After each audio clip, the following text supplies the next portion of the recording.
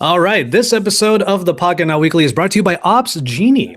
Things can go wrong for your business, and they will. So it matters how quickly you can get things fixed up. Thanks to Ops Genie, you can get your operations and developer teams on the problem fast with the right scheduling tools and escalation paths. With Ops Genie, your next incident doesn't stand a chance. Visit opsgenie.com to sign up for a free company account for up to 5 team members. No credit card required. That's OPSGENIE.com. Never miss an alert again with Ops Genie from Atlassian. Hello, everybody, and welcome to episode 332 of The Weekly, brought to you by Pocketnow and XDA developers, recorded on this Friday, the 16th of November, 2018. Around here, we never get tired of talking about, in this case, exploding phones with notches, and complaining about not having an edit button on Twitter. So there's your quick preview of today's show. So pick your poison, and let's get into it. Of course, I am Joshua Vergara. What's going on, everybody? I'm so happy to be back inside of my office. The travel for the last month and a half has been insane. I haven't been home in LA, as you can see, for more than a few days at a time, which is nuts, but I'm finally back for a couple of weeks before I leave again. Thankfully, I'm not going anywhere too far. So maybe we'll talk about that a little bit later during our break. Back with us this week is our friend, my first episode with him on the Pocketnow Weekly, TK Bay. How's it going, brother? I'm doing good, man. How you been? I miss you guys. It's been a minute since we last hung out. Yeah, exactly. I'm glad to be on the show again. When was the last time I saw you? It was a Razer event, right? Yep, that was the last show, and then right before then, it's been busy, and I've been enjoying all those pictures you've been posting online, man. I want to go back to Paris. I've been very fortunate over the last few weeks to be able to go to a bunch of different places. But obviously, the number one thing, if anyone follows me on social media, you know that I was actually in Paris last week. So very fortunate for that. Quick shout out to the girlfriend, Isa Rodriguez. I would never think that I would end up in, quote unquote, the city of love with my girlfriend. So there's a lot of pictures of that TK is referencing. No, definitely. Yeah. Speaking of someone I haven't seen in a long time, another friend has popped in. It's Mark Bursteiner. How's it going, dude? Oh, here he is. He just popped in. He's snuck in out of the woodwork. Yeah, it's good. It's going really, really well. It's been a busy year. And I'm just now getting my fingers, eyes, mouth, body back into the video creation swing of things. When I'm not doing video, I'm building, and now that we've built enough, it's time to start doing video and build. Yeah, it's great to see you back. The last time you and I were on a cast together was with my previous show, and I'll never forget that episode. It was me, you, and Nicole Scott. That was one of the funnest ones I've ever done. It was raunchy. It was a good one. Yeah, it was a great one. All right, so why don't we go ahead and get into this week's stories? Mark, right before we went into right before we hit the record button or the live button, you made a good point about this week. It's not that crazy of a week for once. Yeah, I mean, we needed the lull, honestly. We needed to take a breather after the last 60 days of phone after phone after phone. Yeah, for sure. So let's talk about our first story for this week. So apparently, Intel is jumping into the 5G space. Everyone's talking about this craziness that is 5G. We heard about it from Qualcomm last year, and then MediaTek, who brought everybody out to Taipei to talk about their 5G stuff. Jaime, I'm super envious of you for being in Taipei at the moment.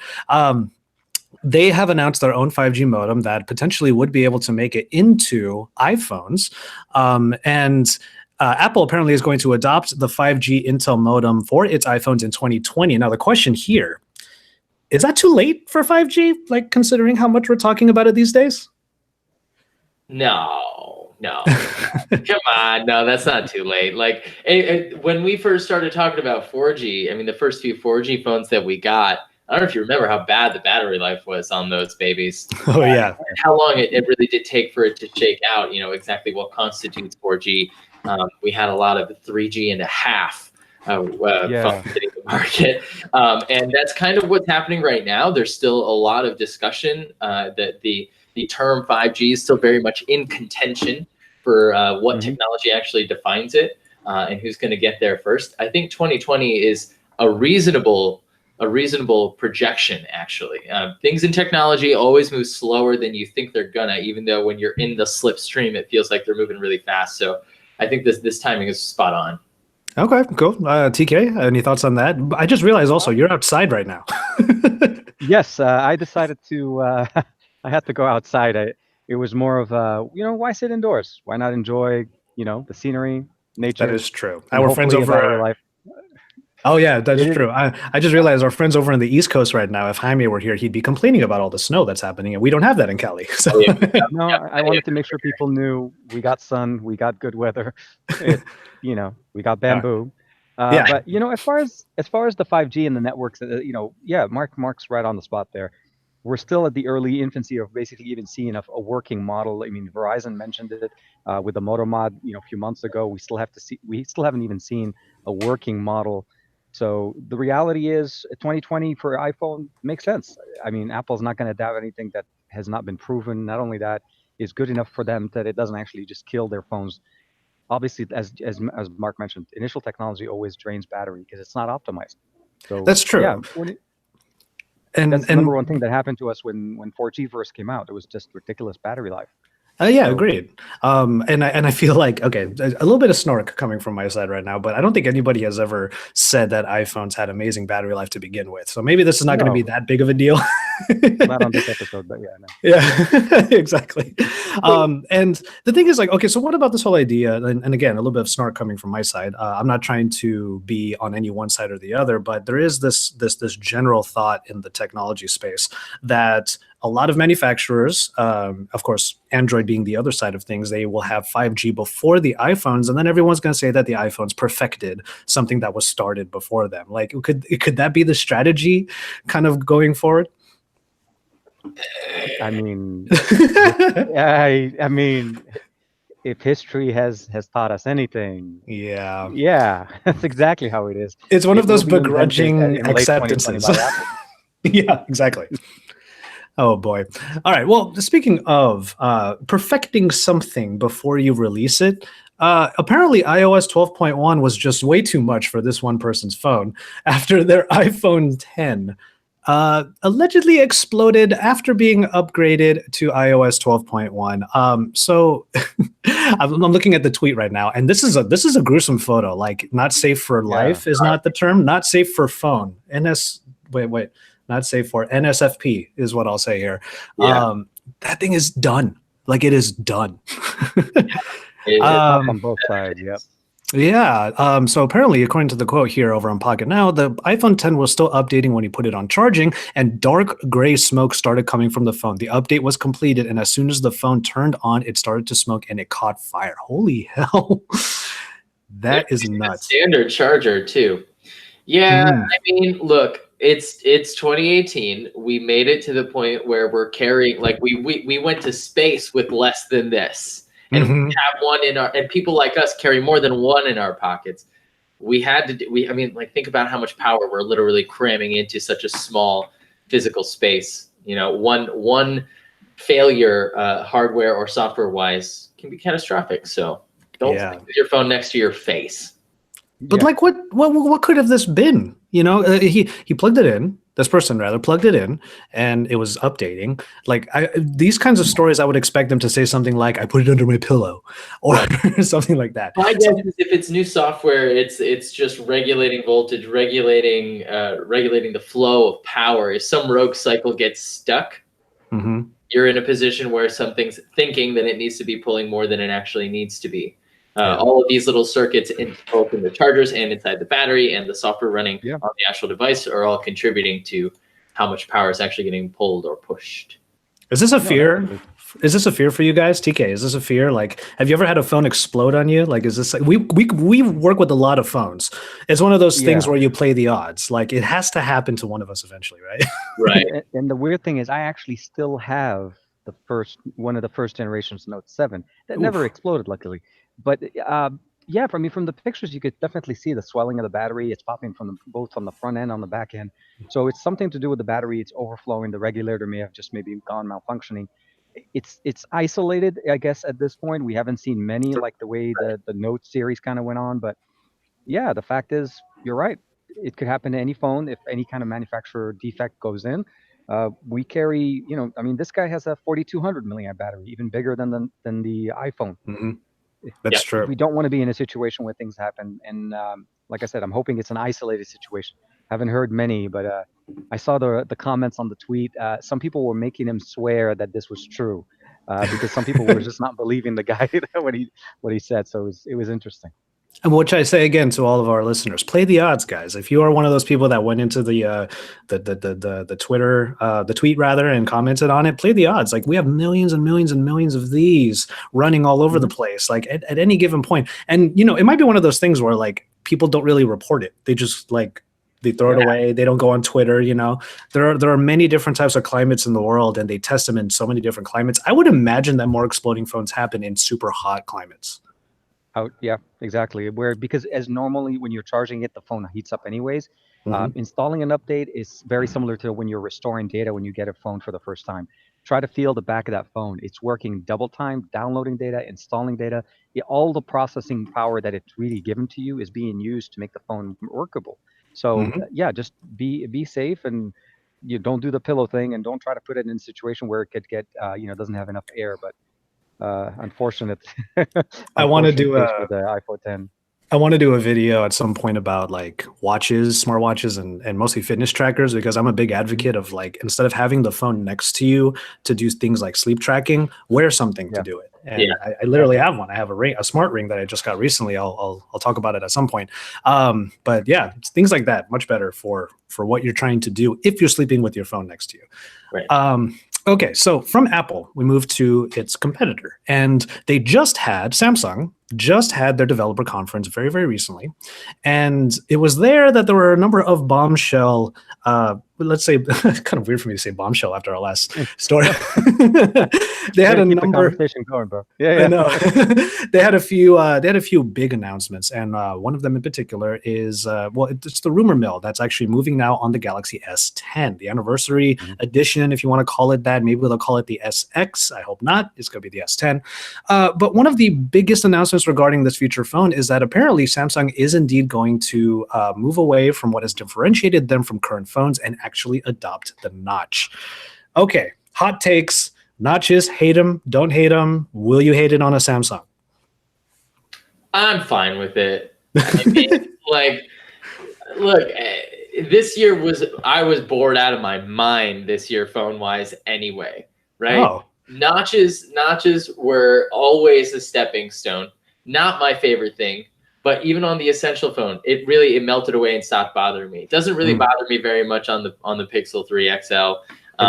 But it is so nice when you do get something like the Note 9 or the Vivo Next or anything that's ultimately truly bezel-less and notchless. But this compromise that we're talking about here with Samsung with the S10 is a punch out, and I do think that's maybe one of the more creative solutions. I really like this idea. I just hope that they can get closer to a through display camera solution sooner, because as nice as it will be to have an edge-to-edge display, it's sort of effectively the same thing. It's really just an aesthetic move forward, a small step forward.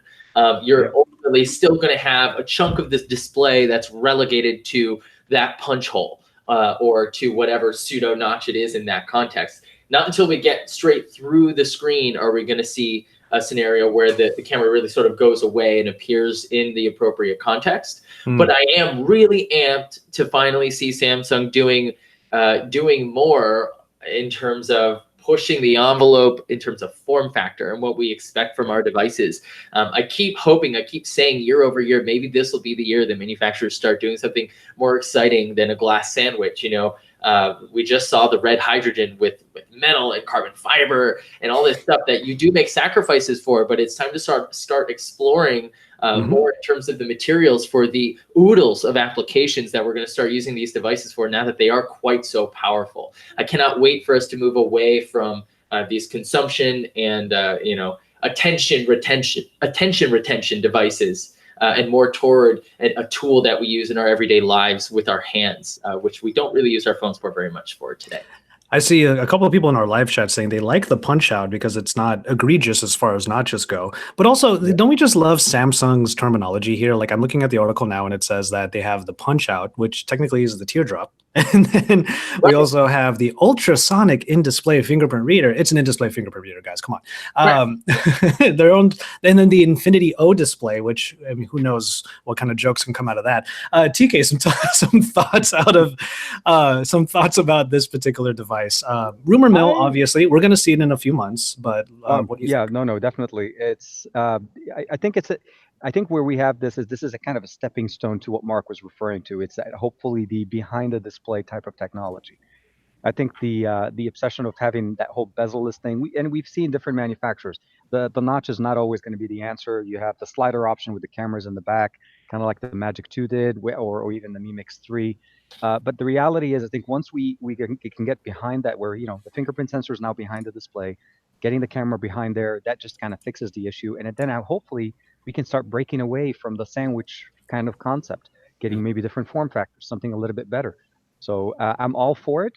I've heard some rumors also that some other manufacturers may be going down the same route with the punch out. So anything to make it better. And my only hope, and I really hope if Samsung is listening to this, is just do not take the headphone jack. Whatever you do, don't try to justify whatever concept or combination to take the headphone jack, because that's like literally your bread and butter right now. It's like a really very unique thing. So yeah, I'm all for the display thing, but keep the headphone jack, please. Okay, there we go. So we know where TK draws his line. Yeah, it's the headphone jack. Yeah, exactly. Okay, and then during that particular developer conference, they dimmed the lights down low because things were about to get flexible. So the Infinity Flex display became a thing, and sure enough, there was this like device that the gentleman was holding in his hands that then folded. And what we're looking at here is not only a foldable display that folds inward, much like a DS, but there's also an outer 4.6-inch Super AMOLED covered display that unfolds. So you still have a screen that you can use in the more general phone configuration like this, but then it folds out to become a 7.3-inch Super AMOLED main display. Now, apparently, this is going to be one of those things where, due to the innovation of something like a foldable display, we're going to probably have to reconcile a few of the other factors of this phone. Number one, the fact that with all of this display and everything that it can do, apparently it's going to cost a pretty penny. And one analyst is suggesting that the foldable smartphone might be in the neighborhood of 2 million won, which roughly translates to almost $1,800. Mm-hmm. Wow. I just got a laptop for that price, and I can't, what? I don't know what.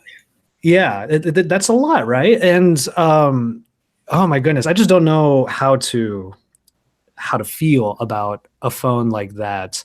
As awesome as a foldable display might be, as awesome as that might make our smartphone future, are you that jazzed about it that you would pay that much? I don't know if I would go as much as paying more. Like as you just said, I personally also bought a laptop as well. I'm talking to you guys on it right now, and this is more than even a well spec'd out laptop, a gaming laptop even that I'm using for editing. I think initially what we're seeing here is really it's a proof of concept, right? They're going to try to get it to market. They want to be able to get the first quote unquote kind of statement. And I think we saw it. I mean, it does actually exist. He had one in his hand. He was able to fold it, although very gently. We still don't know all the parameters behind it. The reality, I think it's great that we're able to push it. I'm still not 100% sold on the concept that we really want a foldable display, because it's kind of I know it's a different form factor, but is it the right way to go? So we'll have to wait to see.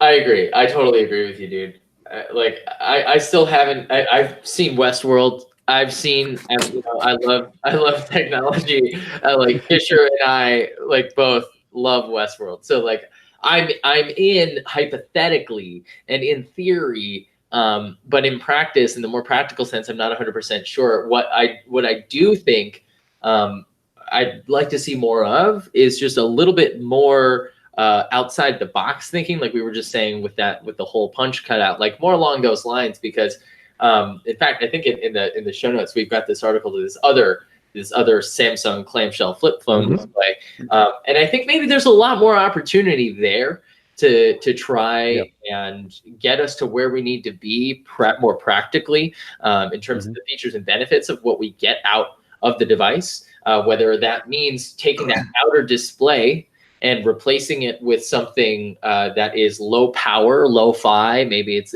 e-ink, black and white, whatever, and replacing the inner key set of the the numpad with another more practical display, so that it doesn't necessarily need to fold for it to have a similar use case, for it to have a similar purpose. So I'm not super sold on it, and sure as hell not at that price tag. Like that's wackadoodle do.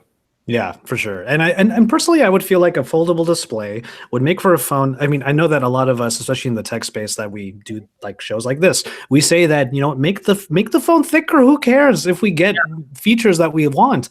And this is one of them. Like once you fold that thing, it's probably going to be a little. Remember the Axon M? Like it was a different kind of folding display. Man. Yeah. That thing was thick and sharp. Well, the other thing is, if you guys got a chance to see the, after he folded it, obviously it was in a case. You couldn't see the phone. Right. But on the actual the presentation package, they actually showed you somewhat of an outline of how the actual phone folds, and it's not 100% folding. It's more of a teardrop kind of. So it's kind of a fold, but it doesn't really fold all the way. So it's more of a bendable than a foldable. I would really, like I said, I'm really can't wait to see. Yeah, I wish I had a piece of paper near me because here. Flexible, more of like when it doesn't fold all the way into the crease. Yeah, it's almost like that more. It's like that more. Yeah, and that to me, it's more of a flexible than foldable. But yeah, for sure. Yeah, it is the flex display, so they're not saying like infinity fold or anything like that. So no, definitely. But we do have a truly foldable Samsung device that was brought to light. This is the continuation of a device line I've always wanted. The W2019.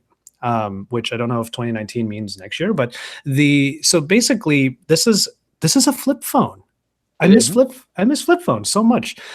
So what we have here are two different 4.2-inch AMOLED displays, one on the inside and one on the outside. So you can still use the phone theoretically, like fully. I mean, obviously you should have all the elements still on that outside display, but then you open it up and it's a clamshell phone. And it's powered by the Snapdragon 845, great. Powered by 6 gigs of RAM, great. There are options of 128 gigabytes and 256 gigabytes of onboard storage and a dual 12 megapixel camera. Why don't we see more of this? Also, 3,000 milliamp hour battery. Why don't we see more? There's your front-facing camera issue resolved right there. Like you flip it open, and now you've got a screen looking at you. Like I forget, what was that phone? I think like last week that had that separate screen on its back for selfies. The Nubia X. The Nubia. Yes, thank you. Yeah. I think we can be just a little bit more creative if we think. I mean, Grant, look, I'm not a hardware guy. I don't make phones. I just use them. I like them, I like the phones. But I feel like there's more opportunity here to sub out this numpad for something a little bit more modern and contemporary. That I feel like I'll take a flip phone any day. Yeah, definitely. TK, what was the last flip phone you had? Oh man. The last, I want to say the Razr was the last one. The Motorola Razr was the actually true last flip phone, because I think after that I started going into the MDA with Windows Mobile, and they were mostly all smartphone style or even the iPac. So yeah, I've left the flip concept a while back, but I do like the way it looks. I like the form factor. I'm still trying to figure out, is this functionality? Is it something that we can make it work for us? Especially when even today, we do have the thinner devices. We do have the bigger batteries. The line of devices have always been kind of more focused toward the Asian market, the business style. And I think we reviewed one at XDA, maybe I think earlier, it was like last year. Miles did a review for one of the devices. So it definitely has a market, and really excited to check it out. It looks like it's spec'd out. But it's so weird, right? Like we flip phones used to be like so common, and nowadays with our current smartphone lives, now it's being used, as Jules said in the chat here. It's like a symbol of the uppity tech person. It's like I have a flip phone, and it's a luxury item now because it's not so common. And which is kind of ridiculous because this phone. Oh, and also to that end, the last flip phone that Samsung made last year or 2 years ago, they gifted it to Jackie Chan. So they're seriously making this like seriously a symbol of like elitism almost, which is crazy, right? And to that end, this phone is almost $2,700 when you translate it from yuan, RMB. That's a lot of what? Why? That's my question. This thing better be made of like gold. Yeah, the wiring will be really good. It'll have good conductive properties with gold lining and everything. Yeah, it is like you said. It's really marketed to be in that market. It's kind of like when the Porsche design of some of the other companies. Right. When you get the higher end, the Ferrari or the Lambo phone. The phone is more about status than it is about the internals. But at this point, they kind of checked out both boxes. It looks really nice, and it's really specced out. So definitely, as long as they release it within the near future before the next Snapdragon comes out and it becomes last year's chipset, I think they probably have a good device there. I wouldn't mind checking it out just to see, how does it actually work? The form factor, the feel. Does it really make it, give you that nice luxury kind of style that they're trying to sell? Yeah. And to harken back to the point we made earlier, for the features that we like in our phones, if the phone's a little bit thicker, here's a great example. Like we have a phone that looks pretty awesome, has really cool things. It's a little bit thicker to accommodate all of that. We're fine with that. Just so you know, manufacturers, we're fine with that. So TK just mentioned that this phone has the Snapdragon 845, but we also have a little bit more processor news. And it has to pertain to the phone that Mark and I are using right now. A little bit of breaking news. So Mark actually gave us this. Yeah, he gave us this story right when we were in the middle of doing our first story. So what did you find, Mark? Oh boy. Mark was digging. So check it out. As it turns out, there's a Russian site that has. I clicked it and I couldn't read it. I was like, "What am I looking at here?" Well, I have a thing called Google Translate that I use to help me read other languages. So I clicked that one, and when I read the article, boy howdy, some real steamers in here. The Pixel 3 Lite, as it turns out, was the real thing. Did exist. These folks have one in the flesh. It's a baby version of the already baby Pixel 3, which I've also been using and have loved, despite the battery life really sort of falling short for me. The specs on it are really interesting. So remember, this is a Pixel 3 Lite. So it's a 2220 by 1080 display for a PPI of 444. It's a 5.56 IPS display. So that's a big shift. All right. And it's got a Snapdragon 670 under the hood, which has an Adreno a 615 on it. So it's eight cores. Two of those cores are the Adreno. I'm so confused and curious. 4 gigs of RAM, only 32 gigs of onboard storage. Oh, no micro SD card. And it's looking like the price range may still be between $400 and $500 at some point in the first quarter of 2019. I've seen some other rumblings that this is still in the cards to actually occur, not something that was a canceled product. The camera is the same. It's not an inferior camera. So for everybody who's complaining about prices hitting the $1,000 mark, isn't this exactly what we're sort of asking for? It even has Quick Charge 4 from Qualcomm, like between $400 and $500 for a no-brainer to get like crisp, clean Android software from Google when you've got a family member who's like, yo, I need a new phone. My phone's about to take a poop and I need a new one and I don't want to think about it too hard. And I know I like Android. Chuck this thing at him. Yep. Yeah. TK is losing his mind right now because I think you just sent the XDA developers article on it. Thank you for that. Oh yeah, no. As Mark was saying, I was going to say I saw it right before we got on. I wasn't sure it was going to be on the list, but yeah, no, we posted we referenced the same source. I'm assuming as Mark's referencing for the article itself. It looks honestly exciting. The headphone jack is back. I was about to say this is the headphone jack. You're losing your mind over that. Back into the store. Yeah, we got a headphone jack. We got. I just had to ask, and it has to be materialized. That's really all it is.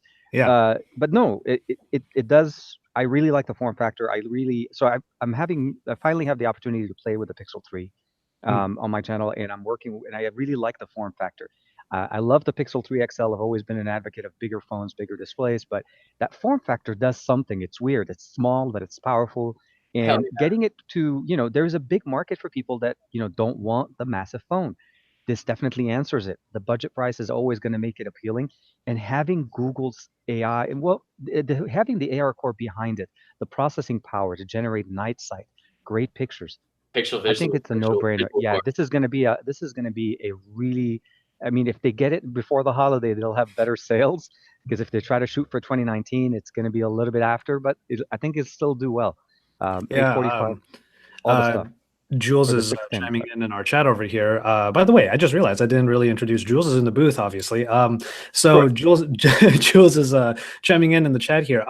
So there was a rumor that it was going to come with the Snapdragon 710, but there is a newer processor that Qualcomm did put out there. It's the 670. So that's what is being rumored in this device.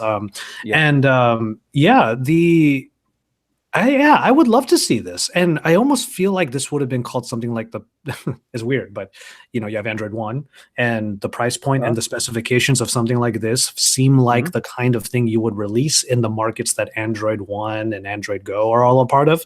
And I think if they did that, that would be amazing. I think that would be awesome. I know people from many different developing countries, and like this would be a great entry point for people like them. Yeah. I get so many people who are asking me, who have a phone from 3-4 years ago that's finally on its way out, and the only thing they care about is the camera.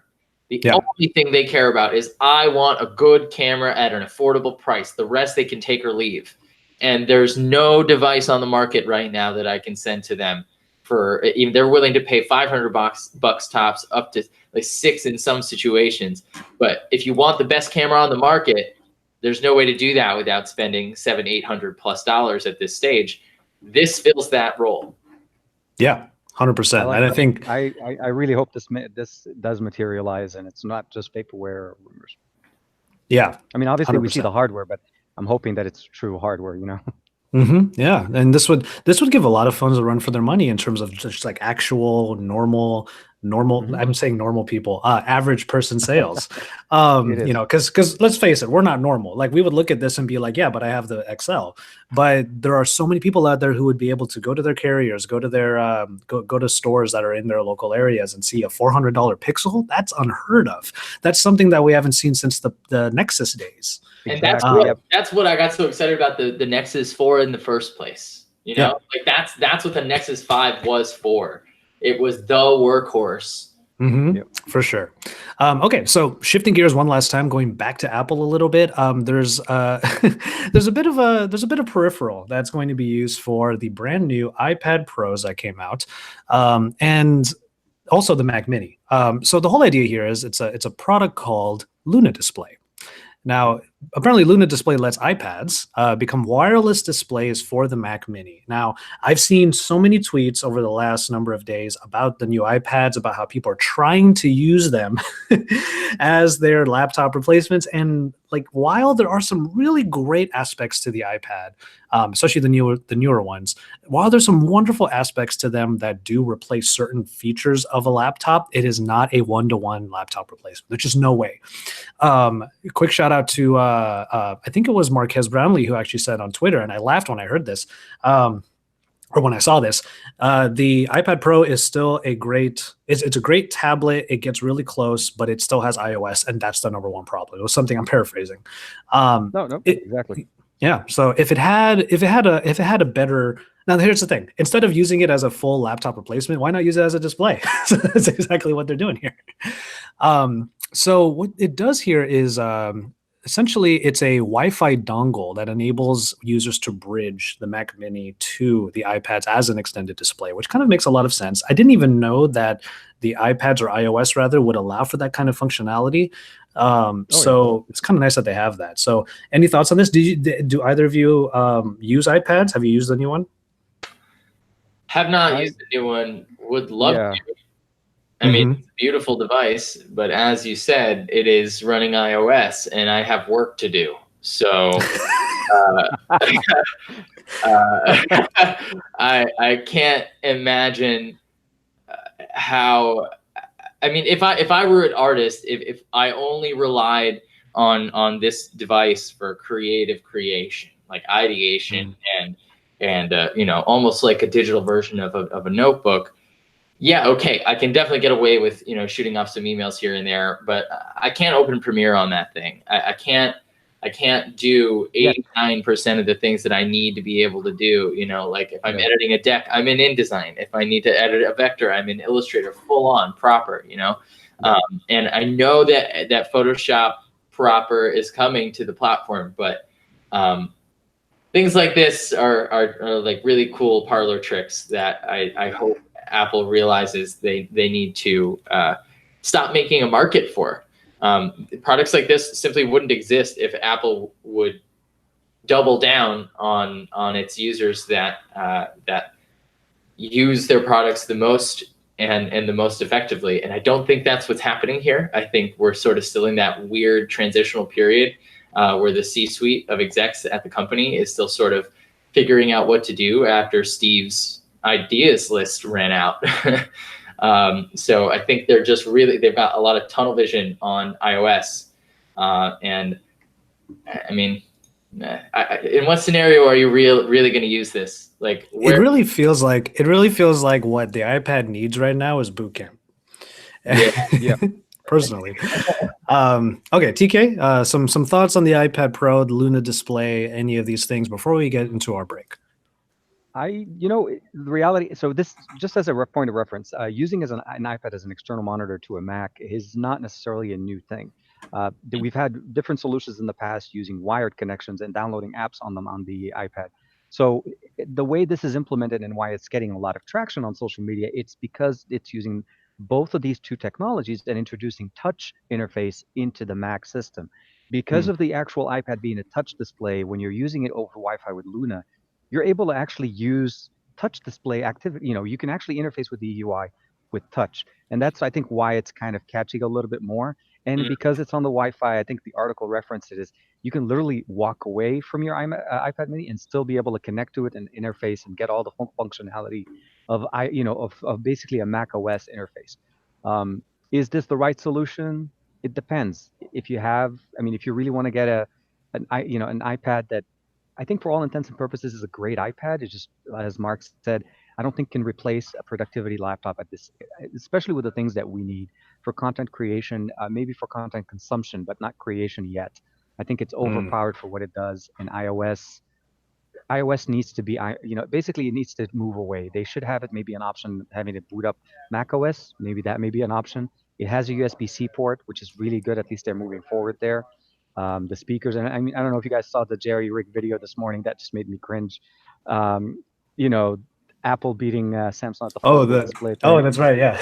Yeah, man, I saw that one. That was just killing me. But I think it's nice. I think for people that own both devices, this is a very nice addition. And Luna definitely made a lot of buzz. It's a great option. But yeah, definitely, I like it.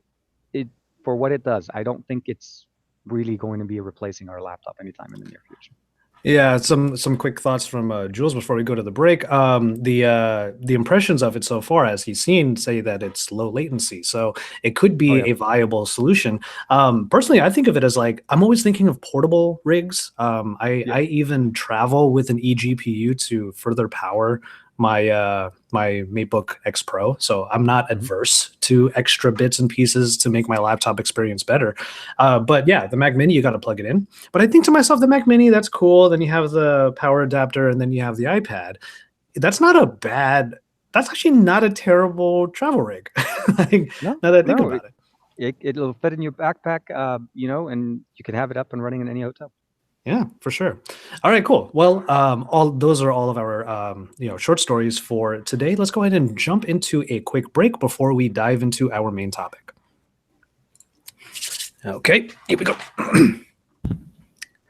The Pocketnow Weekly is brought to you by the National Security Agency. Almost every day, we hear something on the news about a cyber attack. Sometimes it's just a bunch of pranksters, but more often it's a foreign country with vast cyber resources trying to hack our power grid, our banking systems, or our military information networks. The National Security Agency plays a big part in protecting our country from cyber attacks, and you can help. The NSA is hiring technical professionals to serve on the front lines of information security. If you work in computer science, network networking, programming, or electrical engineering, you can help keep our country safe. Design new hardware systems and networks, write faster, smarter programs, protect America's critical infrastructure, or help uncover what our adversaries are planning to do next. Learn more about careers at the National Security Agency today. Visit intelligencecareers.gov/NSA. That's intelligencecareers.gov/NSA. The Pocketnow Weekly is also supported by OnePlus. The OnePlus 6T has a new color, and I have it right here. It is called the Thunder Purple, with a sleek gradient going from black on the top to purple on matte glass. It is the same speedy phone in a way you've never seen it before. Head to pocketnow.com/OnePlus6T for more information. All right. So we are back. What was funny was when we were coming into when I was driving to my office, obviously here, normally I'm recording like right there. That's why there's a light right there and tripod and whatnot. Normally I'm recording there, but then I'm at my desktop. On the way here, I was thinking to myself about some thoughts that I wanted to put into our break, and then Jules actually said he put together like this little topic for us at the very end of this show that we're going to talk about that actually covers exactly what I was thinking. So I'm gonna keep my mouth shut until then. But I wanted to check in once again to our two guests here. So like TK, didn't you just come back from China like very recently? I did actually. Last couple of weeks, I think actually it was the week after you were there. We couldn't work out the timing there. Yeah. Came in back with the Magic 2, the other sliding phone. Speaking of form factors, right? I know. No, that when we were talking about like a punch hole, screen, or even the camera there. This may not necessarily be the ideal situation for everybody, but it's definitely like as addicting as I can. I can play this all day for you guys. I can be the background music for the entire show. Yeah. I don't know why, but it's addicting, and I just want to keep playing with it. And dude, it's because you miss mechanical movement in your phone. Yeah, that's all we would do is sit and flip the droid, slide it open and close all day, man. Like, oh man, it's satisfying, and it's a powerhouse. I love it. Jules calls it the honor fidget too. Right before, really good. I don't know what happened. Was it Josh? A bit of a delay there. Yeah, TK's trying to get back that 4G. So right before TK actually went to China, I did check out the I checked out the Xiaomi Mi Mix 3, which is the same concept. So slider phones are kind of making a comeback a little bit here. Okay, so Mark, I don't like you and we talk on Twitter like once in a while. I want a little more detail. What have you been? I haven't seen you in years. So like, what else has been going on your end? I remember you were streaming for a while. Yeah. So what has been going on my end? I don't know. I'm the kind of guy who wears a lot of hats. So video, like so many folks on the internet, including you, have really only seen me, known me, been exposed to me via video. And video is like a big part of what I do. I went to film school, but video is what I do when I'm not building, when I'm not in the middle of actively doing something in some space. In 2012, I built a company called FTW. We were trying to build a network, a platform agnostic network save card for video games, for players to control their own saves, not leave them in the silo of PlayStation Network or whatever, right? So these days I'm back to building, but as we're building in 2018, moving into 2019, in this era of social media and technology, every company must also be their own media company. The Mad Men era is over, so we are taking on producing video as we're building this product at the same time. So I've been cranking out vlogs for the backlog, got ourselves an editor, and you'll see me back doing video more frequently in the very near future. But we're in the process of building a crypto card game. So we're making a game a lot like you might be familiar with, like Magic the Gathering or Netrunner or Hearthstone, you name it. But we're working on a card game that has underpinnings to make it so that you own the cards, and we want to treat our players a little bit less like customers, a little more like constituents.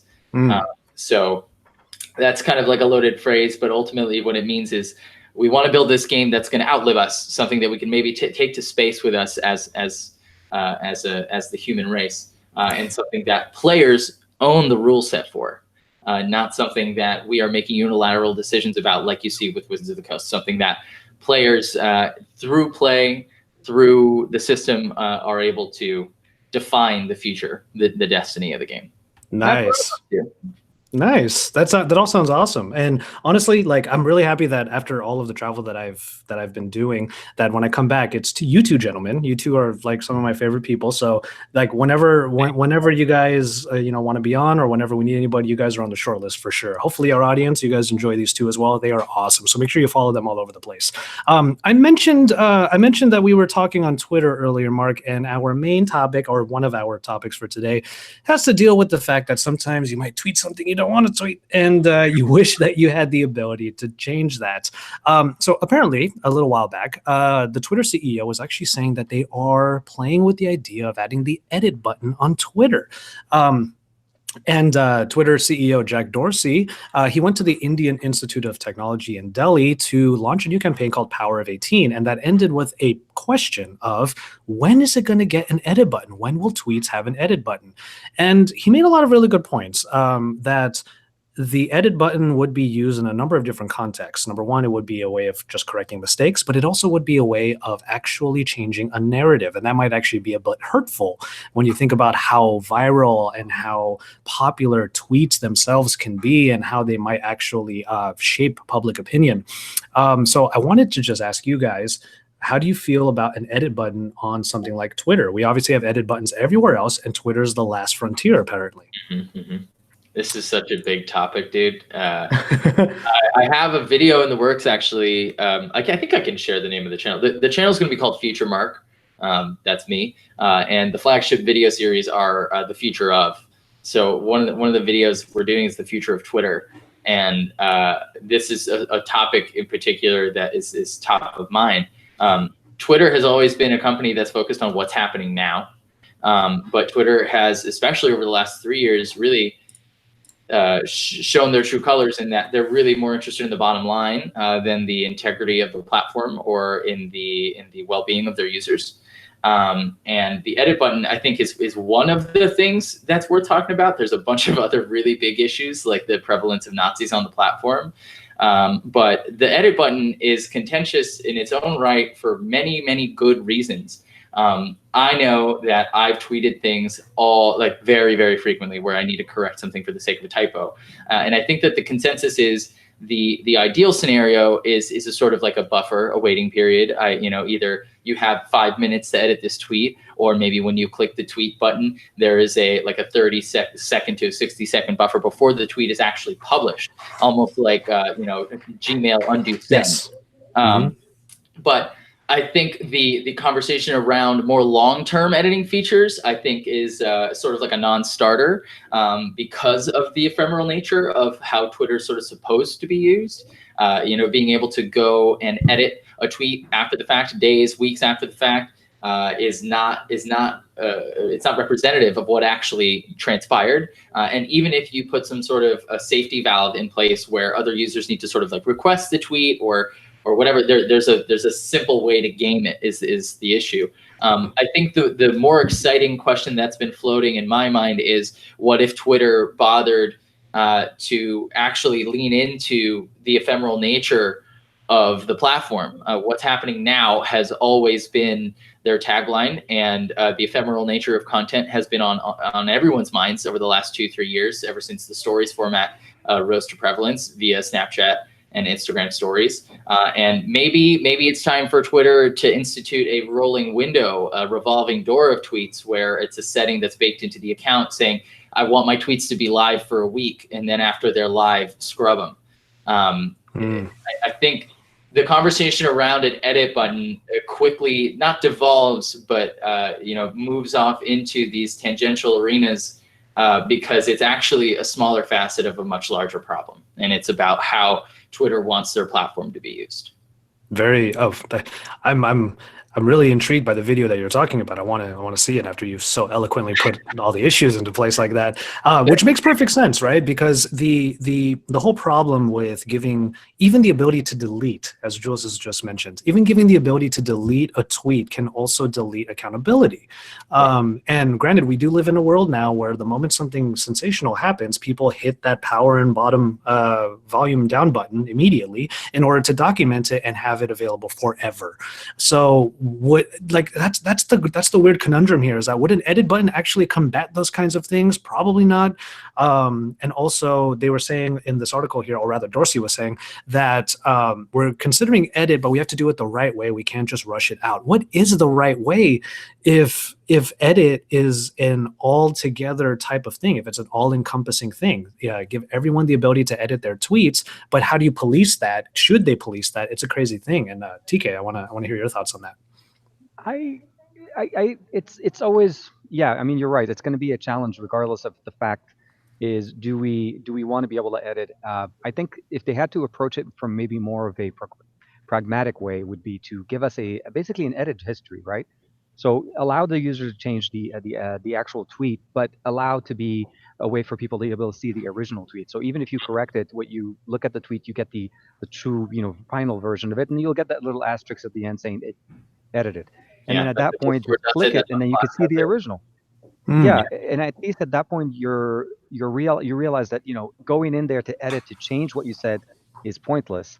But if it is to go in there, which is 90% of what most of us want, is to go in there, fix that grammatical error, or that where the speech to text didn't really translate the words correctly for that tweet that you just hit send to, like I did, which I need to fix. I think it would solve the problem, and I think we need to be accountable for what we say on Twitter. That is true, and I think that's why we value Twitter, and why Twitter is used as a platform for so many people. It's because of the fact that you can't go in there and change it, but if you can, at least give us history. I think that would solve the problem and gives the transparency, and it removes the need for people to say, well, I can just edit it away and nothing happened.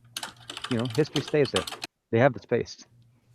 I think that's probably the way to be. I think if we can cover the edit history in the UI, I think that sort of solves most of the major issues. But I think it's also a matter of who's asking for the feature. Why do we need it so bad? Why do we want it so bad? Is it to protect our egos? Is it for us to make these we made a typo? Is it to sort of excuse ourselves from having to think too hard before we bother to tweet? So I sort of resent them saying we have to do it the right way. I mean, they've been shipping feature after feature, alienating the developer community over the last 5-6 years. Very little of what they've done has been bothered to be done the right way. So I have a hard time believing that you suddenly care now. Twitter's trying to do Twitter the right way. We're trying to do right by us. I totally agree. And I love the idea that you had earlier, before we move into our final ancillary topic here that I was talking about earlier. I love the idea of, I would want to see it explored at least a little bit, that tweets can vanish much like an IG story can, or much like a Snapchat would be able to. And again, it's not like it would truly combat anything, because if people actually want to document the terrible or sensational things that you do, they're going to record it. They're just gonna. That's just how it works. Yeah. But I don't know. That's a curious idea to me. And then obviously you would have something like an Instagram where you do highlights, or Snapchat does that too. But yeah, it would make people pay more attention, I feel like. So if tweets were able to vanish, and you knew that somebody had opinions that you wanted to keep an eye on, you would keep an eye on those opinions because things go away. So I don't know. It's weird, and just the world of tech that we have these days. It just has so many implications to it. It's such a fascinating conversation, but also sometimes a depressing one. It's always 100% depressing when you're in a dystopia. It does tend to have that effect, but. Yeah, you're absolutely right. The only thing that I can imagine from Twitter's perspective is that in doing something like that, they're effectively shunting a huge portion of their user base off onto some other service that would be collating tweets, because like you said, that information is going to be captured one way or another, whether it's by Twitter or not. So if someone wants to see a canonical version of everything you've ever said on Twitter, it's going to happen. So that's a third-party service right there, indexing someone's Twitter account. And now suddenly the Twitter profile has been shunted off to a separate platform, no longer capturing that attention or revenue. So it's got issues too, but I mean, Twitter. Yeah, for sure. I want to actually, do we have a number of people in our live chat right now? They've actually been kind of quiet while we've been talking about this particular topic. I want to hear what everyone has to say about this.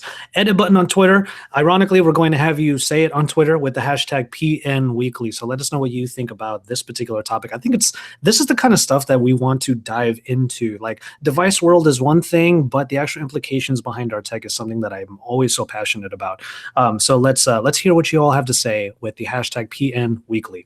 All right, so I know that Mark has a bit of a harder out today. You have basically like 5-10 minutes left, right? So let's talk about this little email that Jules has brought to our attention. Justin, one of our viewers and listeners, writes, okay, so I've been watching you guys for a few years. I currently have the LG V30 Plus, pretty good phone. Use it as my daily driver, but I listen to a lot of music, and it being my phone, also, I don't want to kill the battery, so I have 3 other options, which I can't find audio reviews about. An old iPod Classic 5th Gen 30 gig, my HTC Arrive, which I think has the Zune player since 2011, since I used it, and my HTC Evo 4G LTE with Beats audio, all 3 with easy to replace batteries, that's true, but not sure what would be the best audio quality. Was curious if you guys had any opinions, which kind of leads us to this whole idea, like a modern day specifically made audio player. That's what this person is tackling with, and I'm wondering what we would say, not only in his case, but for our own cases, what we would use, something that we miss using as far as audio players are concerned. Oh, man. So iPod Classic 5th Gen, the HTC Arrive, which had the Zune player in it. I actually don't remember that phone. And then the HTC Evo 4G LTE with Beats. So I think the music conversation, again, pardon me, I'm a macro kind of guy, so it's hard for me to like touch on the micro without at least giving it the context of the macro. Our music listening habits have changed so much over the last decade as human beings, and we're so used to now relying on the algorithm, TM, to teach us what to listen to next, to find us things that we already like. So I'd venture a guess that most of the people watching live right now have never managed their own music media library. And that's one of the main things. Like when you think about a device that's specifically for music storage, one of the main things I want is to literally have every song I have with me at all times. And that simply hasn't been possible since the iPod Classic, since I had a tiny hard drive in my pocket with 160 gigs plus of storage in some scenarios. That's really, I think, what I want is like something with like a stupid amount of flash storage. Because I think it's maybe time for us to start managing our music libraries again. With the rise of Spotify in 2010, 2011, and the streaming services that all followed suit. It is super sad to feel like, and now everybody else is experiencing the same thing with MoviePass that I felt in like 2013, when some songs would just get ripped off of Rdio, some licensing deal would end, and that we've all sort of gotten used to on Netflix now too. MoviePass is like the perfect example of just it entirely going away, which is totally possible now. So now we're curating other people's data, and that's a huge reason why, fellow reader, thank you for writing in, listener, which is why why battery life is even a consideration, because you have to worry about streaming the things you don't have on your device, whether it's over Wi-Fi or over data. I just want a huge amount of storage. And I think that the real answer is, I think we in our heads need to switch the paradigm in our minds away from the streaming model and back towards the sort of self-sovereign control over custodianship over our own data model that the internet was so good at up until social media went and ruined it all for everybody. You know, we just need to start curating our own libraries of our own MP3s and WAV files and AIF. Our own tweets. Our own data that we share socially and publicly. Absolutely. Self-sovereignty. Well, I agree with that in a way, and and Jules just said write a journal. I try my best to personally, but it's the matter of like time, right? Because I actually had this issue happen to me yesterday where I watch a lot of food stuff on Netflix now, Yeah. and I've been watching a ton of stuff, and then the Wi-Fi went out for whatever reason. So for about 20 minutes, I was trying to figure out what could I put in the background because I tend to have something in the background. I can't because everything that I watch is on some sort of streaming platform. Right. So it's like I'm out of distractions. I can't, So it's interesting how we've moved to that, and we don't have this kind of thing where like an iPod Classic, where you have everything that you have taken the time to actually download and to have with you all the time. Because put it this way, if you go to a country, like all the travel that I've done has eliminated so many different pieces of content while I'm in those other countries because they just don't have it in those regions. And speaking of which, speaking of regions, the fact that everybody else in the world has Fresh Prince of Bel-Air on Netflix, but we don't, that's a crime. We have to call the prince and let him know that his home turf is not being played. At least, I mean, I live in West Philadelphia, and I should, at the very least of all people, I should have access to the Fresh Prince of Bel-Air on all streaming services, mind you. Yes, I love it. Dude, definitely. Yeah, go for it. I did want to chime in real quick on the story. So I realize a lot that maybe you've heard, maybe you've used the service itself. There are some. I mean, the word streaming is still part of the game, but Plex does actually offer certain aspects that kind of give you the control that some of us really wanted out of the original iPod or the Apple Music library, even curating it, but letting you manage your own database. And the reason why I mention them is because I personally love using that as my way of keeping my not only music but as well as content as far as movies and so on, things that I purchase and I basically put on my internal server at home. And when I'm home, even if the internet drops, I'm still able to access it. If I'm traveling, I'm able to access it over the internet or even make it offline. It's kind of eliminating the service part of it, but more giving me control to access my own library. And the amount of music that you can put on it, especially now with the integration with Android Auto, Plex is an extremely powerful server-based, and it runs your own private little server, and it runs on either the NVIDIA Shield, runs on an actual PC, or you can even set it up like the way I have it on the NAS. And it just literally, it's the best management software for your own library. You can share it with family. You can download content off of it before you travel. So if you want to have like a long flight, it truly is the best. I would recommend, if you haven't checked it out, Josh, play a little bit with Plex. There's a free version of it that you could check it out on your local network, but it's definitely worth the few minutes to check it out. But that obviously predicates on the idea that I would have my own local content. Correct. Exactly. This is if you have, like, let's say you brought up your own library, your original library from iTunes and so on. It integrates with iTunes. It transfers your library over, and you're able to interact with it. So, but if you're looking to build, let's say from now on, like you buy DVDs, but you want to watch them, but you don't want to carry the disc with you, that's something you could do. You purchase albums, you can save them to your drive and listen to them anywhere, in the car, on your phone, offline, online, anything. So it's a management tool. It works great with NAS servers, or even, like I said, the NVIDIA Shield, the Pro model, because you have enough space to put stuff on it. It's really nice. Yeah. Justin, just so you know, just so we actually tackle this question of yours, we went on a few different like technological tangents, but that's the world that we live in right now. There's so many different options, and I'm glad that you have these three options that you can choose from that potentially would have really good audio quality. I don't know from experience if they would be better than the LG V30 Plus or even as good, but I'm personally. And either of the two HTC devices probably have a good DAC in there, so you probably have good audio quality in those. So with that in mind, one thing I did want to say, Justin mentioned the Zune player. I was thinking earlier on my drive here, I kind of miss the Zune. I'm not gonna lie, and for one reason. Locally on your Zune player, it used to track how many times you listened to any song, and you can see what songs you loved based upon how many times you listened to it. And when you go into your thumbs up playlist for the Zune, or your heart playlist, I forget what it was called, it would prioritize the songs you clearly prefer listening to more than the rest of the ones you might have in that list. That's kind of cool. And I always loved that because that meant that I didn't have to do what I do in Android Auto right now while I'm driving, like I did on the way here, skipping like 30 songs. Yeah. Like I'm clearly not happy with my music library. And there are songs that I want to hear, and Zune used to know how to prioritize that, which is something that I was thinking about earlier. I wanted to bring that up today. Like, did either of you use the Zune? Oh man, many generations of it, had yes. on-device machine learning. Yeah. Way back in 2008. That's true. That's really true. But yeah, those are just the thoughts that I had. I never used an iPod, to be honest. I actually never used an iPod Touch or never used an iPod Classic. No, never. It was a Zune. Damn. Mm-hmm. Wow.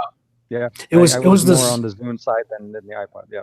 Yeah, it was the Zune and it was the Walkman phones. Those were my local audio playing devices. And oh man, I miss those, to be honest. Those are great. Especially the Walkman phones. And that's what I want to see. Like, let's see some more movement towards specific parts of tech so that we have a phone that is, we're seeing it right now with gaming. We have the Razer phone, the ROG phone. But like, it'd be great to see like an audio phone, like a phone made for music that has the DAC built in. Sony makes a bunch of these Walkmans that are not phones, but you could put that in the phone. That would make the Xperia relevant again. Not saying it's irrelevant, but they make it more relevant now.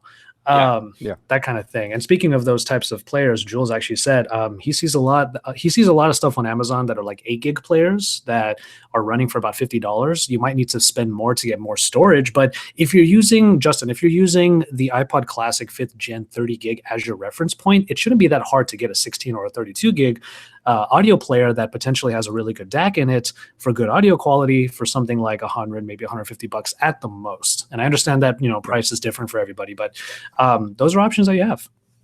And I think, you know what, guys, I think we did it. By the way, Mark, thank you for still sticking around. On that note, thank you so much to TK Bay and Mark Bursteiner for being on today's show. So great to have you guys on. We definitely have you on the short list for future episodes, so make sure you keep your schedules open on every Friday, which is when we have the weekly. The weekly is just as much a conversation as it is a show, so make sure you make your voices heard either in the comment sections or by emailing us at podcast@pocketnow.com. On Twitter, this is going to be interesting. This is one of the first times I haven't had to say Jaime _Rivera on these.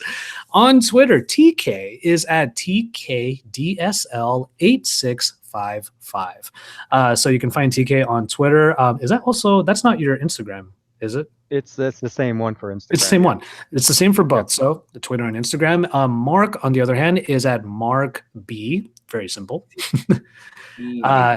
Yes, and then you can follow whatever Mark is up to. He had a lot of stuff to share today, so you can follow him. Make sure you follow him on Twitter. And I, of course, can be found at JV Tech Tea. You know me, I'm JV. I love tech, and I love to drink tea. Just to give one last shout out to Jules. He's in the booth, was chiming in a couple of times. Our podcast producer extraordinaire. You can find him at Point Jules. And Pocketnow is on Pocketnow on Twitter, Facebook, Instagram, and YouTube in English and Espanol, where you can find more news on the Pocketnow Daily and on Pocketnow Audio every single weekday. We would really appreciate your feedback through Google, Apple, Stitcher, Pocket Cast, or wherever you might be streaming us. Because without you, we wouldn't have been able to make this show for your eyes and ears for now 332 episodes straight. With all that said, whatever you're doing, stay fresh, all of you guys. And we'll talk to you next week, which is actually Black Friday. So as long as we're not showing up with black eyes and bruises all over, which is something you don't get on Cyber Monday, let me just say it that way. We will see you next week on Black Friday. So we'll see you on the next one.